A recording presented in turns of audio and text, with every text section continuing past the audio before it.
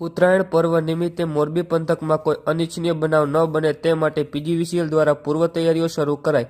બાબતે પ્રાપ્ત માહિતી મુજબ આગામી તારીખ 14 જાન્યુઆરીના રોજ ઉત્તરાયણ પર્વ નિમિત્તે મોરબી પંથકમાં કોઈ અનિચ્છનીય બનાવ ન બને અને વીજ પુરવઠો પૂર્વરત રહે તે માટે મોરબી પીજીવીસીએલ વિભાગ દ્વારા પૂર્વ તૈયારીઓ શરૂ કરી આયોજન કરવામાં આવી રહ્યું છે. જે બાબતે પીજીવીસીએલના જવાબદાર અધિકારી દ્વારા શુક્રવારે બપોરે 3 વાગે માહિતી આપવામાં આવી હતી. હું ડીઆર ઘાડિયા મોરબી પીજીવીસીએલના સર્કલ ઓફિસમાં અધિક્ષક ઇજનેર તરીકે છું. ઉત્તરાયણ દરમિયાન અમે સવારના 6 વાગ્યાથી રાતના 8 વાગ્યા સુધી અમારી 18 ટીમોને તૈનાત કરી છે કે દરેક સાધનો સાથે સતત ગામમાં ને બધે ફરતા રહેશે અને ક્યાંય પણ કાંઈ પ્રોબ્લેમ થાય તો તાત્કાલિક સોલ્યુશન થાય. આ ઉપરાંત અમે 200થી વધારે અન્ય સ્ટાફ એના માટે તૈનાત રાખ્યો છે.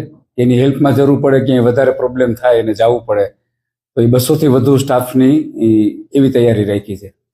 હા, અમે એક સ્પેશિયલ એના બેનર, ચોપાનિયા અને એક ઓડિયો ક્લિપ એ લોકોમાં સાવધાની રાખવી, એની અંદર અવેરનેસ આવે એ બાબતના પ્રયત્નો કરેલા છે.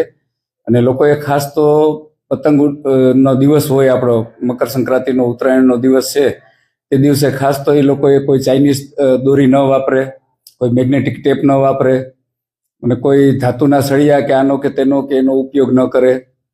પછી વીજ લાઇનની આમ નજીકથી જ પતંગ ઉડાડવાના પ્રયત્ન ન કરે, કારણ કે ત્યાંથી એને શોર્ટ સર્કિટ થવાનો અને વીજ આંચકો લાગવાની શક્યતા રહે છે.